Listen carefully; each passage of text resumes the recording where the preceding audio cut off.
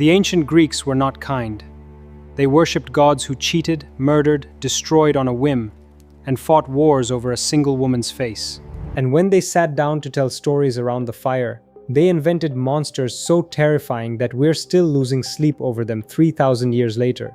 These weren't just scary stories, they were warnings, symbols of nature's fury, human weakness, and the chaos that lives just beyond civilization's thin walls. This is the Nerd Alpha countdown of the most terrifying creatures Greek mythology ever produced. Some of these will make the Minotaur look like a house pet. Starting at number 8. The Hydra. A serpent with one very annoying ability. You cut off one head, two grow back in its place. Heracles found this out the hard way during his legendary 12 labors. Every strike made the monster stronger. The only solution? Burn the stump the moment the head falls. Cauterize the wound before the creature regenerates. The Hydra isn't just a monster, it's a metaphor for every problem in life that gets worse the harder you fight it without the right strategy. Number 7. The Chimera. A lion's body, a goat's head growing out of its back, a serpent for a tail, and the ability to breathe fire. This wasn't a creature that evolved naturally. It was a divine punishment, an omen of storms and shipwrecks that terrorized an entire region. The hero Bellerophon only defeated it by flying above it on Pegasus and driving a chunk of lead into its throat. The Chimera's own fire melted the lead and suffocated it from the inside. Even in death, this monster killed itself. Number 6. The Sphinx. Half lion, half woman, wings of an eagle. She sat at the gates of Thebes and asked every traveler the same riddle. Answer correctly and you pass. Answer wrong, she eats you alive. The riddle? What walks on 4 legs in the morning, 2 in the afternoon and 3 in the evening? The answer is man. A child crawling, an adult walking, an elder with a cane.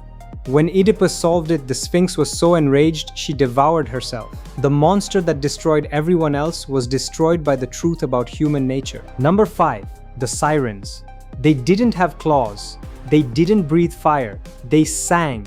And that was enough to kill entire fleets of men. Their voices were so beautiful, so impossibly perfect, that sailors would steer directly into the rocks just to get closer to the sound. Odysseus survived only by having his crew stuff their ears with wax and lash him to the mast of his ship.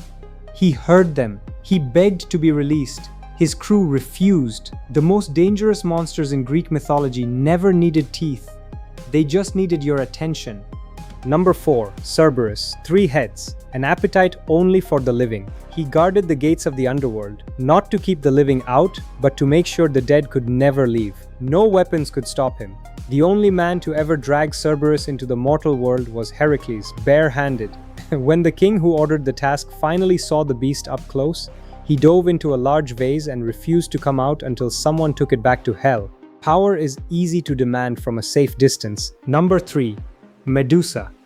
Once beautiful, transformed into something so horrifying that a single glance turned you to stone.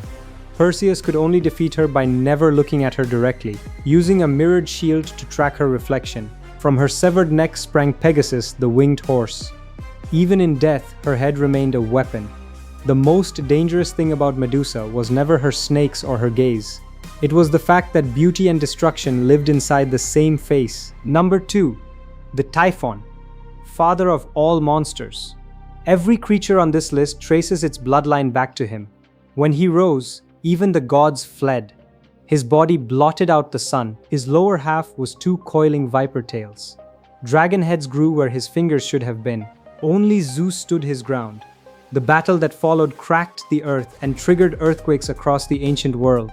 Zeus won, but could not destroy him. Typhon was buried beneath a volcano, and his rage still erupts to this day. And at number 1, the monster you've already met, the Minotaur. Not because it's the largest, not because it's the most powerful, but because it lives in a maze with no exit. And in that maze it waits, patient, certain, because it knows something the heroes don't. Nobody finds the center of the labyrinth by accident. You have to choose to go in.